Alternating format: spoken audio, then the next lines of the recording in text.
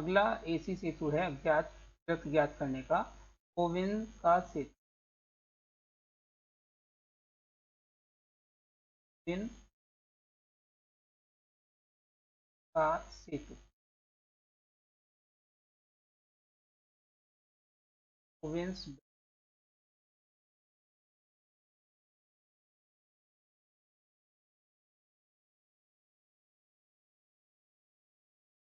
के द्वारा अज्ञात प्रेरक कैपिटल एल का मान स्रोत कैपिटल आर व मानक स्टैंडर्ड कैपेसिटर संधारित्र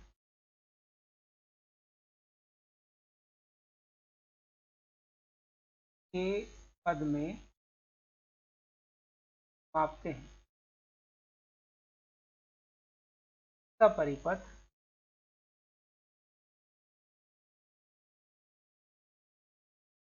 अनुसार होता है।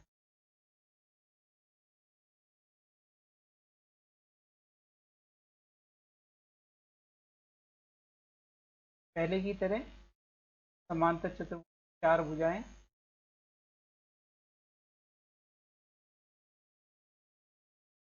ए और बी के बीच में एक परिवर्ती प्रतिरोध और संधारित्र R1 जो कि हम बदल सकते हैं, स्टैंडर्ड है। ए और सी के बीच में एक संधारित्र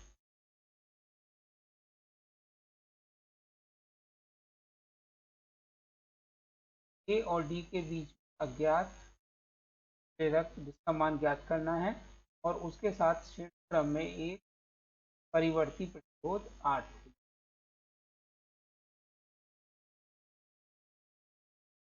सी और डी वेक्टर ब्रांच है, डायगोनल है, के बीच में लगाएंगे। सी और सी के बीच में एक मानक प्रतिरोध R4 लगाएंगे और ए और सी एक प्रत्यावर्ती धारा स्रोत capital equal to E naught sine omega लगाएंगे।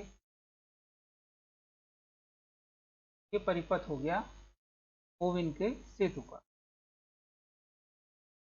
अनुसार बाधाएं जाए हैं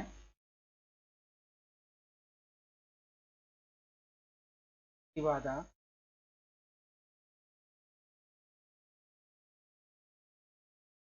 पहली भुजा ए बी की प्रतिबाधा Z1 is equal to R1 plus 1 over J omega C1, Z2 value 1 over J omega C,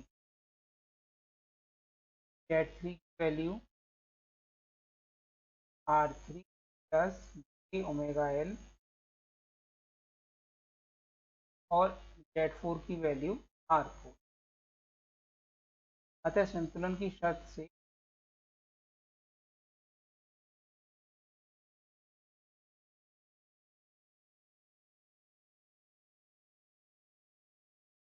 पता है Z1 over Z2 equal to Z3 over Z4 के वैल्यूज रख देंगे हम R1 plus 1 over J omega 1 divided by R3 plus omega L Z1 over Z2।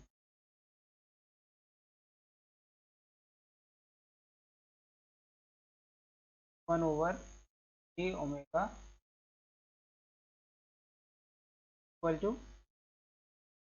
R3 plus J omega L divided by R4।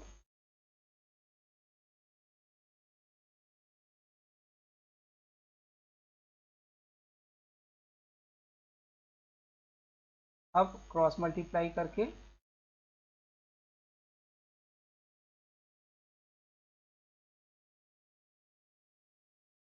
और हमें real और imaginary part अलग अलग करने। क्रॉस मल्टीप्लाई कर देते हैं तो ये हो गया R4 R1 plus 1/j⍵1 equal to R3 plus j⍵L 1/j⍵,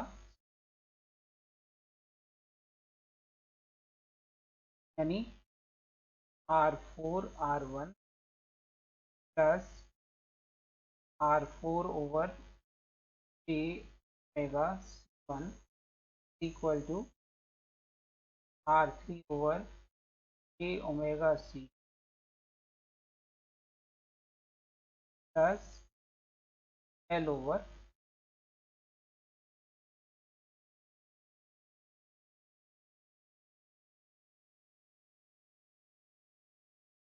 हो गया equation number 1।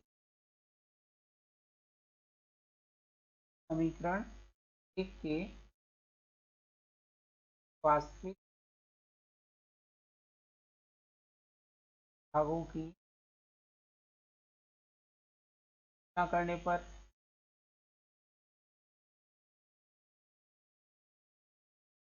R4 R1 equal to L/c, और इसलिए L का मान आ गया R1 R4।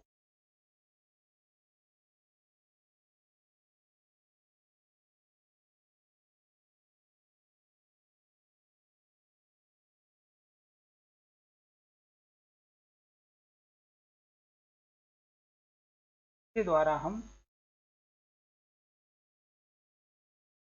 यहाँ पर R1 और R4 में से R4 फिक्स है और R1 को परिवर्तित कर सकते हैं। तो अतः R1 को बदलकर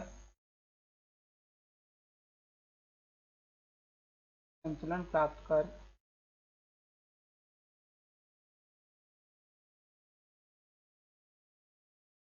अज्ञात स्थिरत्व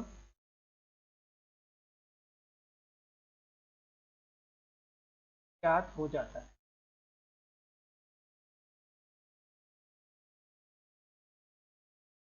अब समीकरण 1 के काल्पनिक भागों को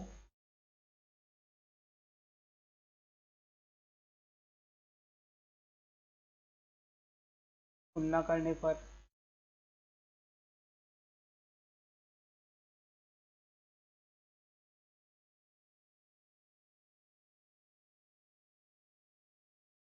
R4/ω1 equal to R3/ω, omega दोनों तरफ से कैंसिल हो जाएगा,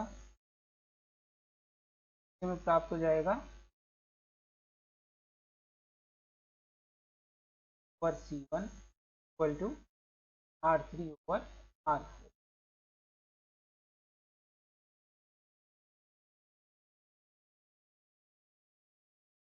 C1 और C2 स्टैंडर्ड कैपेसिटर हैं। R3 परिवर्तित प्रतिरोध है।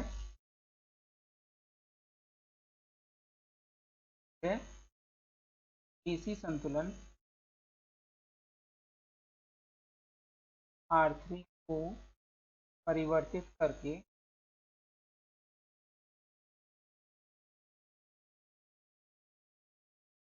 ज्ञात किया जाए।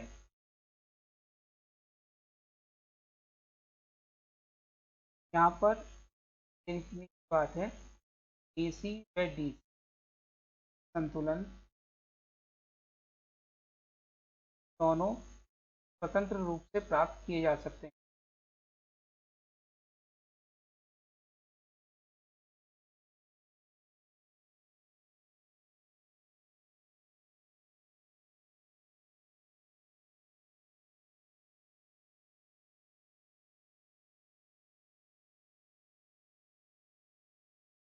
के अतिरिक्त यदि चालक तारों व टर्मिनल जिससे भी जुड़े हुए हैं, सारी की सारी चीज़ जितने भी अवयव हैं टर्मिनल, तो में प्रेरण यानी कुछ उनमें प्रेरक हो एल डैश हो, तो यह त्रुटि करने के लिए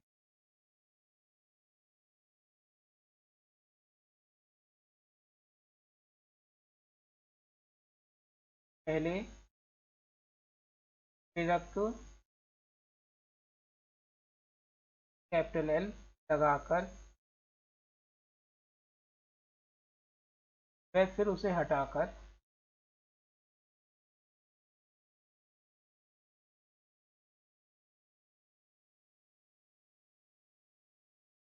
संतुलन प्राप्त करते हैं।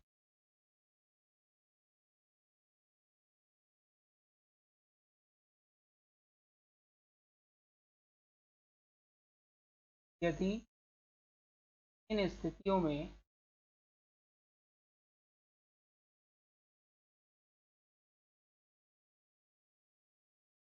R1 का मान क्रमशः R1 व R1 डैश आता है, तो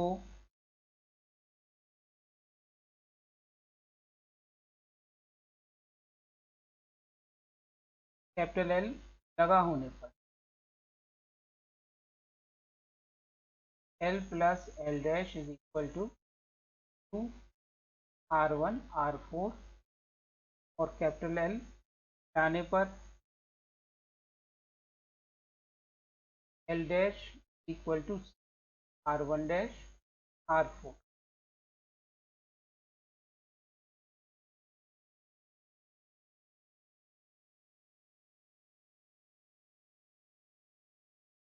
अतः L is equal to R4 subtract कर दिया, R4 R1 minus R1 dash.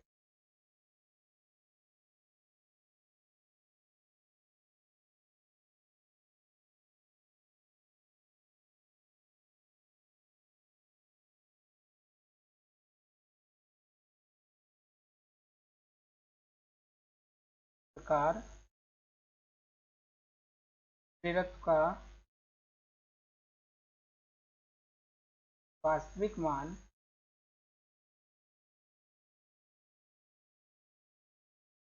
ज्ञात हो जाएगा।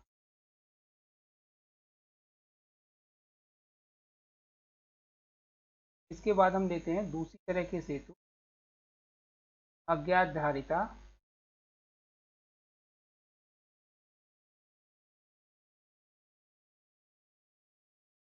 की ज्ञात करने के लिए।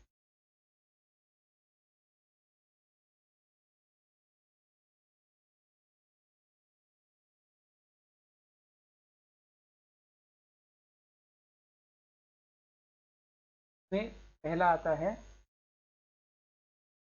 इनका सेतु।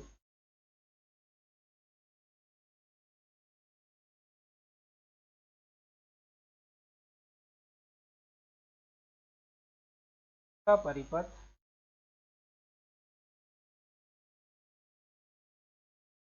अनुसार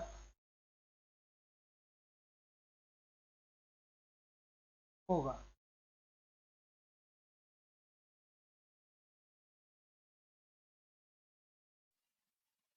इसमें पहले की तरह चार भुजाएं समांतर चतुर्भुज की,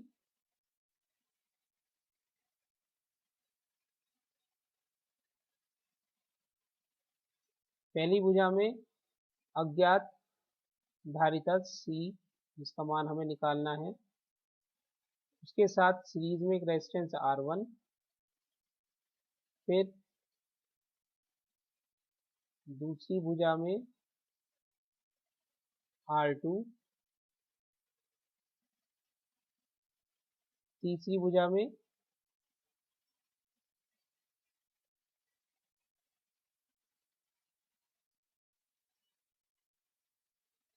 एक ज्ञात धारिता C3 और उसके साथ श्रेणी क्रम में एक रेजिस्टेंस R3।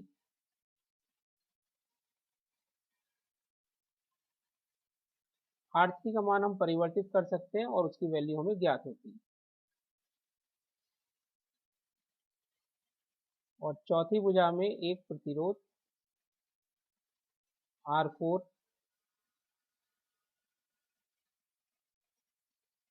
जिसको हम परिवर्तित कर सकते हैं और उसकी वैल्यू भी हमें ज्ञात होती है।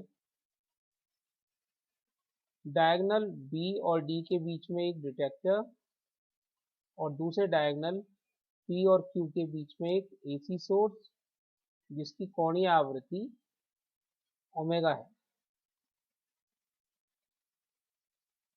E is equal to E naught sin omega t।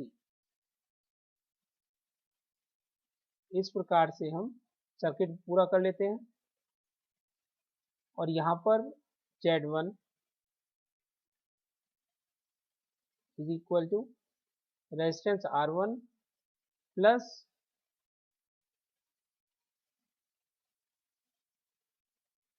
Minus j XC, that is R1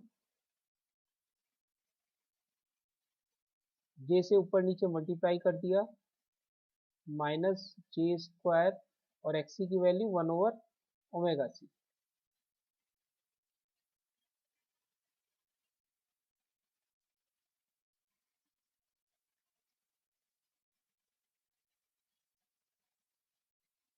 क्योंकि XC is equal to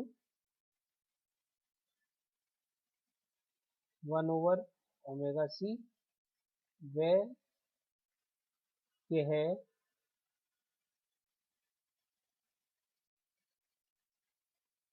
minus जे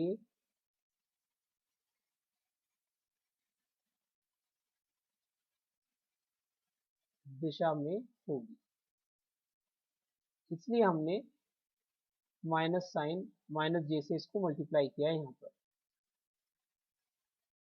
जैसे कि हमने ऊपर देखा था कि अगर हम वेक्टर फॉर्म में लिखते हैं XC को तो माइनस जे ओवर ओमेगा सी लिख सकते हैं या 1/j⍵c लिख सकते हैं। यहाँ भी हमने पैरेलल में जब लिया था तो ये था माइनस जे XC।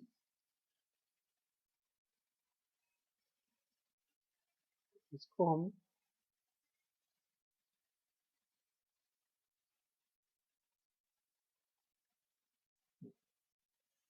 ये Z1 की वैल्यू आ गई R1 प्लस 1/j⍵c। Z2 की value Z2 is equal to R2, Z3 is equal to R3 plus 1/j⍵c3 और Z4 हो गया R। अतः संतुलन की शर्त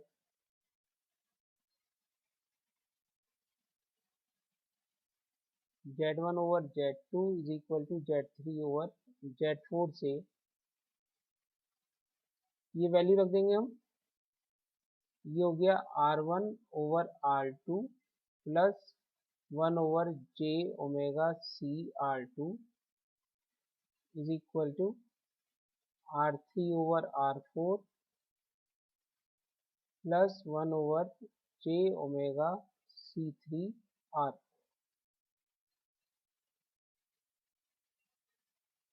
वास्तविक मान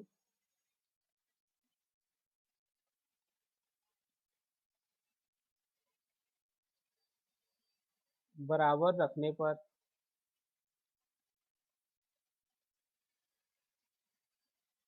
R1/R2 is equal to R3/R4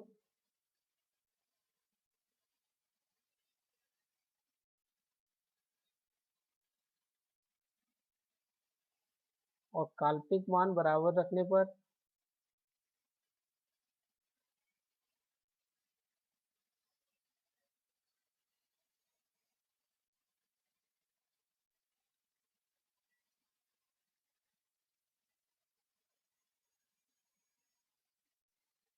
1/CR2 is equal to 1/C3R4।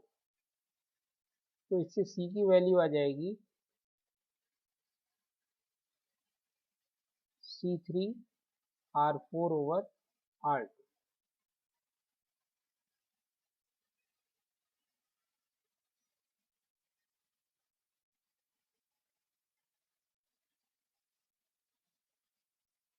तो इस प्रकार से हम इस इक्वेशन के द्वारा अज्ञात धारिता C का मान ज्ञात कर सकते हैं।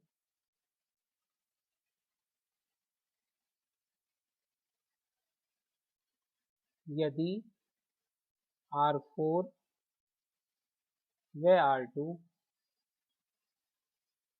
एक कोटि के होंगे, यानी सेम ऑर्डर के होंगे, तो यह सेतु अधिक सेंसिटिव होगा और बेटर रिजल्ट देगा।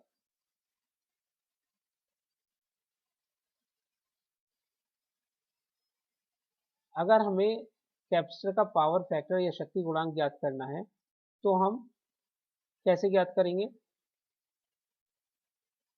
कैपेसिटर का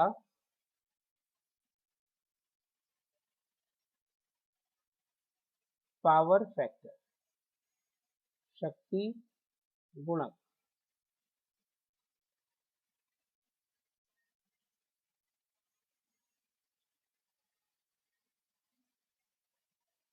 cos phi is equal to R1/Z1, यानी cos phi is equal to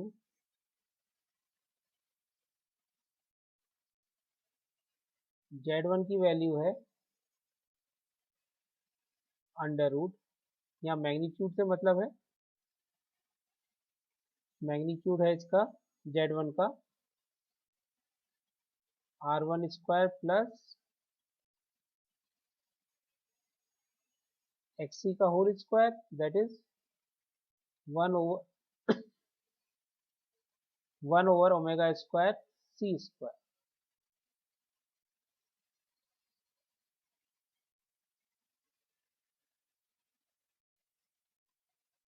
यदि R1 का मान कम है 1/ओमेगा C से, तो हम डिनोमिनेटर में R1² को नेग्लेक्ट कर सकते हैं। तब cos phi की वैल्यू हो जाएगी R1/√1/ओमेगा² C², that is equal to R1/ओमेगा C। तो इस इक्वेशन के द्वारा हम संधारित्र का, कैपेसिटर का पावर फैक्टर भी ज्ञात कर सकते हैं। R1 की वैल्यू TC संतुलन की शर्त यानी वास्तविक मान जब हमने बराबर रखे हैं वहां से हम R1 का मान निकाल सकते हैं, और उसके बाद C का मान हम दूसरी शर्त जबकि काल्पनिक मान बराबर रखते हैं वहां से निकाल सकते हैं, और R1 और C का मान रखने पर हमें कैपेसिटर का पावर फैक्टर ज्ञात हो जाता है। जितना कम होता है पावर फैक्टर उतना ही बढ़िया कैपेसिटर होता है। कम शक्ति गुणक वाला संधारित्र अधिक आदर्श या बेटर होता है। इस प्रकार से हम अज्ञात संधारित्र की वैल्यू ज्ञात कर सकते हैं वीन के सेतु से, और अंतिम है शेयरिंग का सेतु।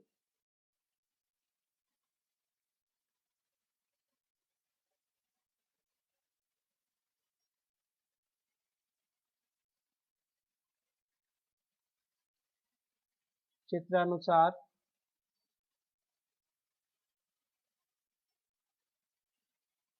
परिपथ से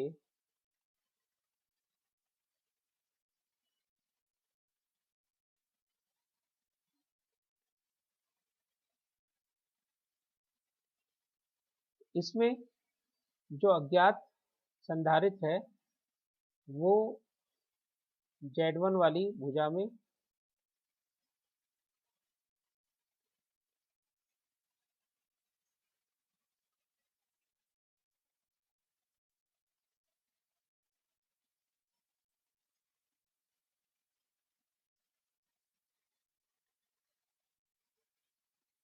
Z2 की जगह R2, Z3 की जगह एक ज्ञात धारिता का कैपेसिटर C3,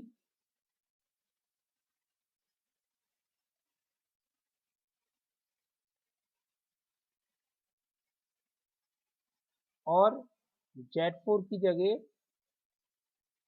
एक प्रतिरोध R4 जिसका मान ज्ञात है, साथ साथ उसे परिवर्तित किया जा सकता है, और इसके समांतर में एक ज्ञात धारिता C4 जिसका मान भी परिवर्तित किया जा सकता है। इस प्रकार से लगा होता है। डायगोनल PQ के बीच में एक AC सोर्स जिसकी आवृत्ति कोणीय आवृत्ति ओमेगा है। इस प्रकार से लगा देते।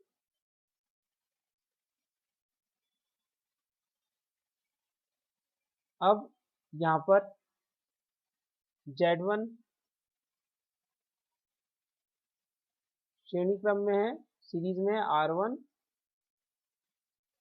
Plus minus J XC, that is R1 plus 1 over j omega C।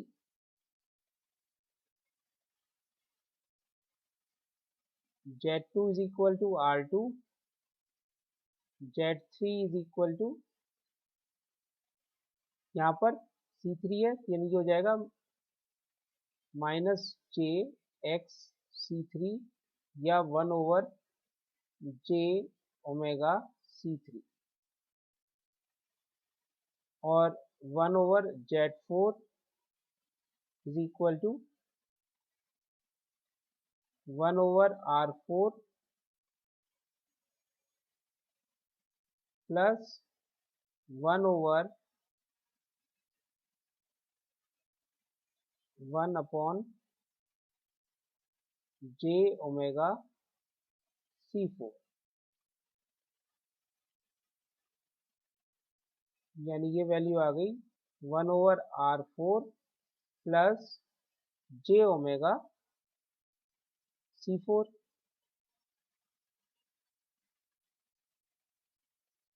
अतः संतुलन की शर्त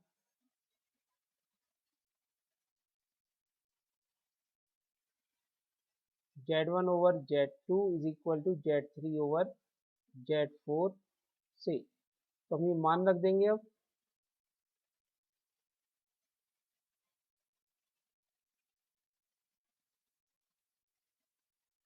Z1 की जगह है R1 plus 1 over j omega C,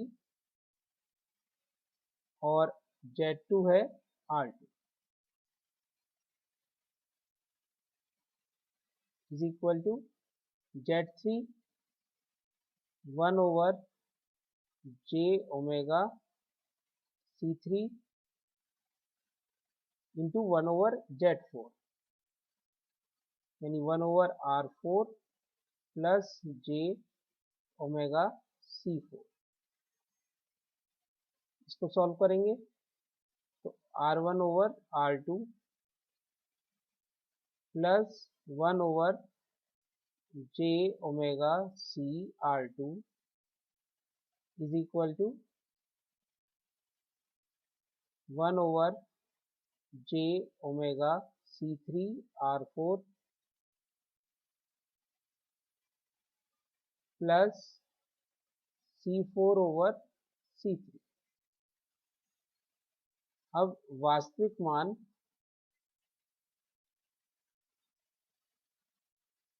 बराबर करने पर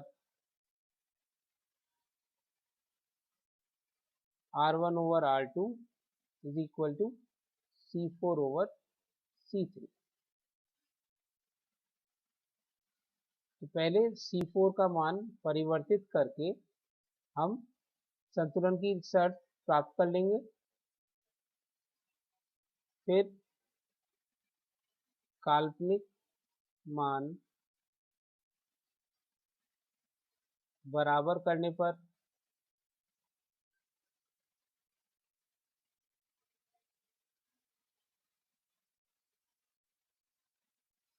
(1/CR2) is equal to 1/C3R4।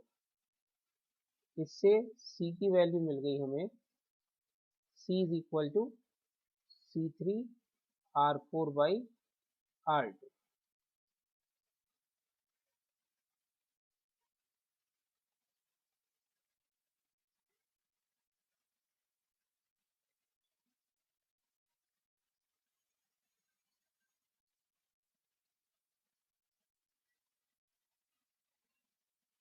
अतः इससे अज्ञात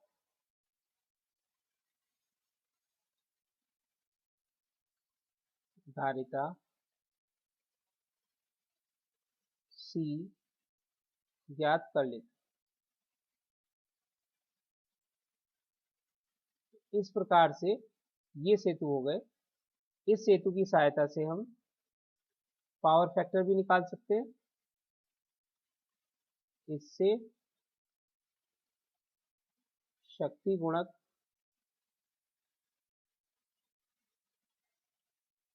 cos phi is equal to R1/ωc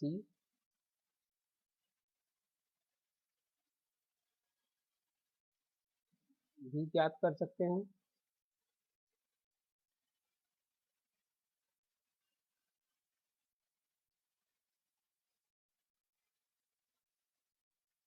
sharing सेतु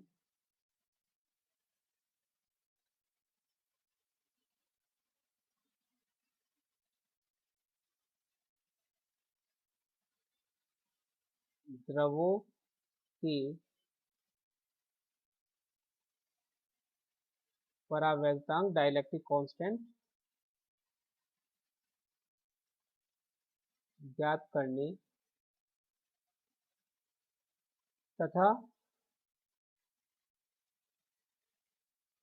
केवल व कुचालकों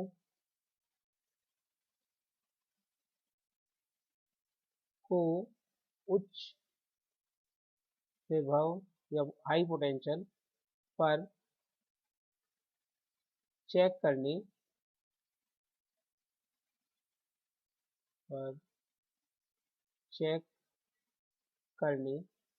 के लिए प्रयोग किया जाता है।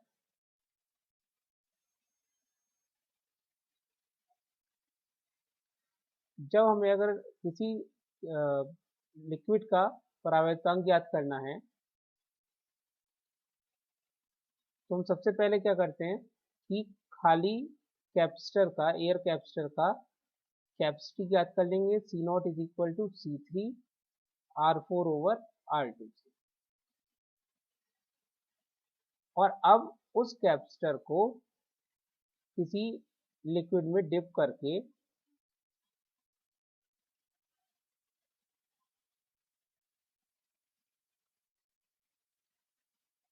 ऐसे डिप कर देंगे तो इसके अंदर क्या होगा कि डाइलेक्ट्रिक कांस्टेंट का लिक्विड फिल हो जाएगा, तो उसकी कैपेसिटी हो जाएगी K C naught is equal to C3R4 dash by R2, और इन दोनों से फिर हम के निकाल सकते हैं, यानी कि के आ गया इससे के इज इक्वल टू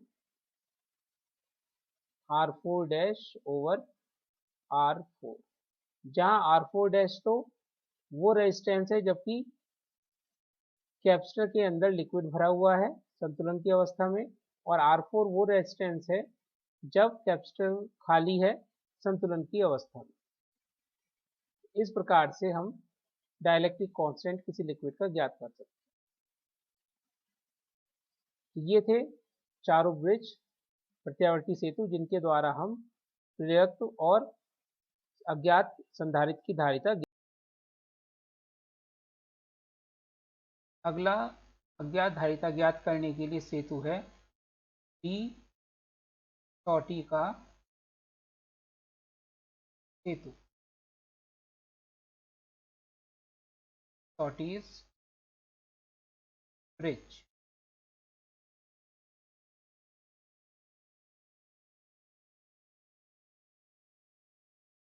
के द्वारा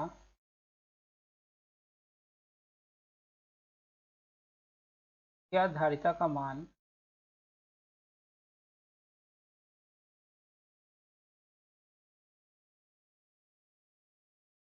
एक नॉन इंडक्टिव रेजिस्टेंस व स्टैंडर्ड कैपेसिटेंस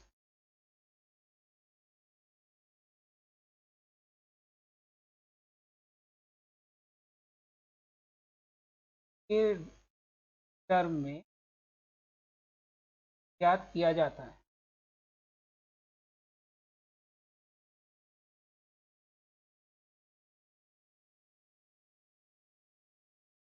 यह धारिता ज्ञात करने का सबसे सरलतम हेतु है।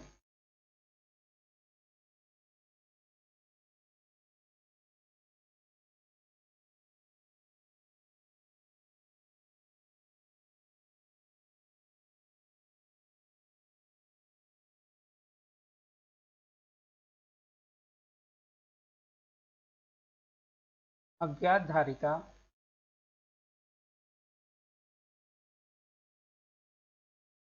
के लिए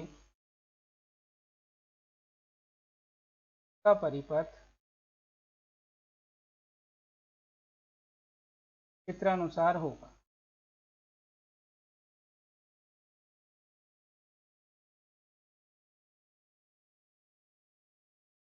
चार भुजाएं होती हैं प्रत्यावर्ती सेतु में,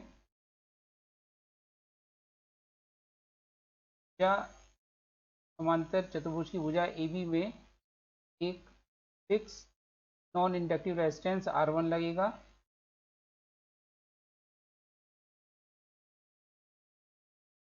और दूसरी भुजा और F के बीच में मानक संधारित्र लगेगा,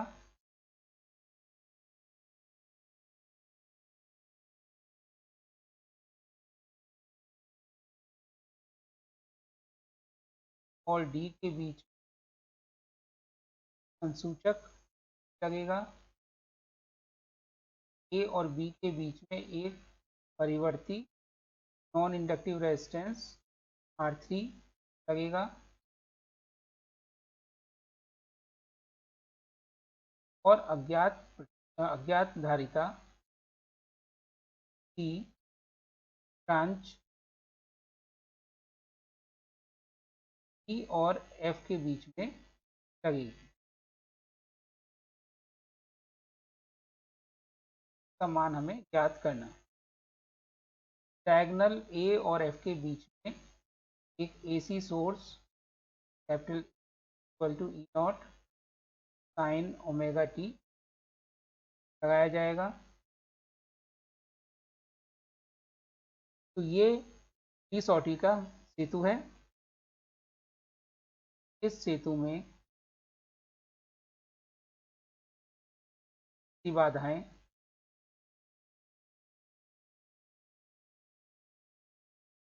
Z1 is equal to R1, Z2 is equal to 1/j omega C, Z3 is equal to R3 व Z4 is equal to 1/j omega C। अतः संतुलन की शर्त से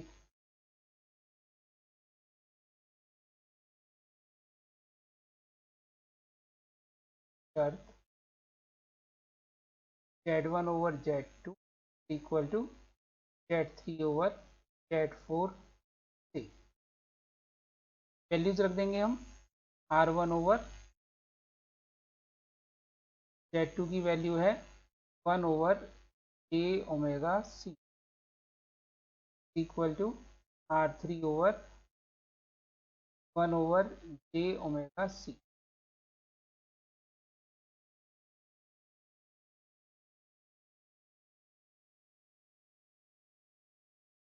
ये हो जाएगा j omega 2R1 equal to j omega R3। j omega से दोनों तरफ कैंसिल हो गए, या हम ये कह सकते हैं दोनों तरफ काल्पनिक भाग हैं और ये आपस में बराबर होंगे। अतः T is equal to 2R1/R3।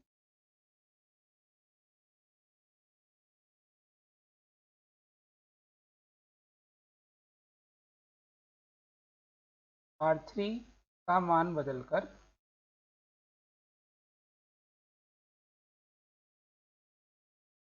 संतुलन प्राप्त करते हैं।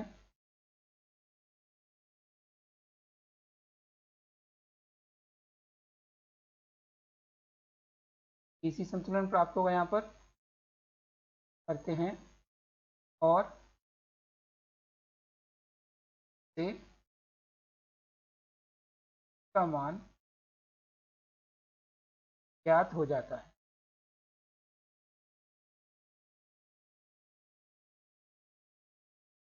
तो ये तो थे कुल मिला के अज्ञात प्रेरक या अज्ञात धारिता ज्ञात करने के लिए प्रत्यावर्ती सेतु। कुछ इम्पोर्टेंट चीज़ें इस प्रत्यावर्ती सेतुओं के बारे में। नंबर 1,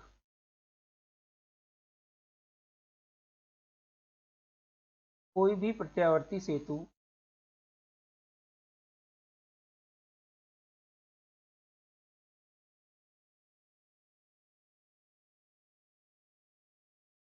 सबसे अधिक सुग्राही यानी सेंसिटिव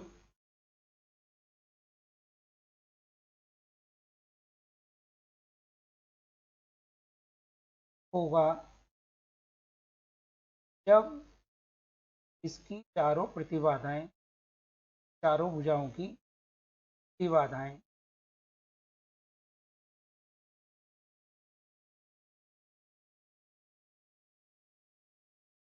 यानी Z1, Z2, Z3 और Z4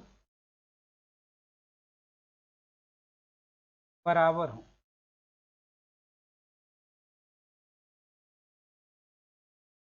दूसरा पॉइंट,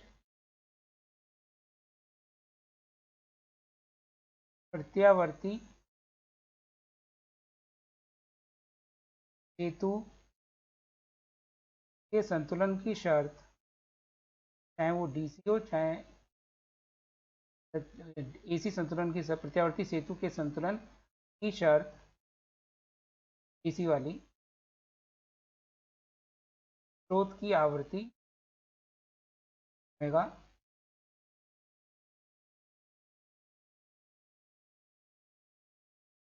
पर निर्भर नहीं करनी चाहिए।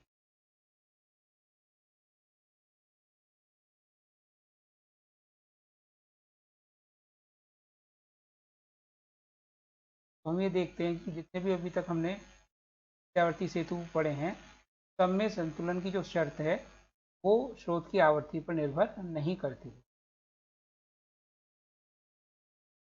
थर्ड, इसी संतुलन यानी कि दिष्ट संतुलन प्राप्त करने के लिए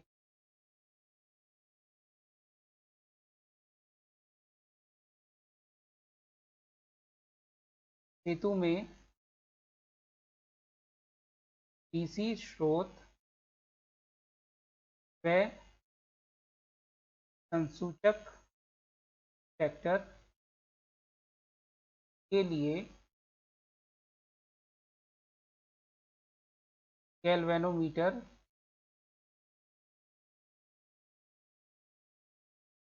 प्रयोग करते हैं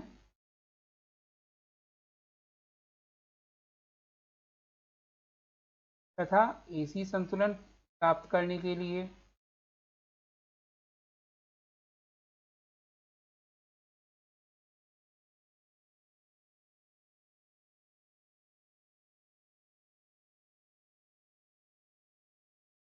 सेतु में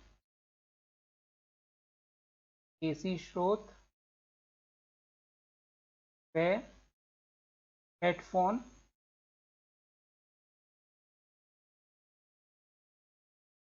का संसूचक के रूप में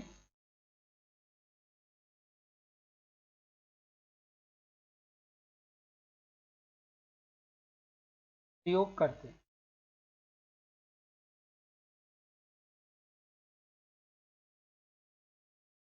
धन्यवाद।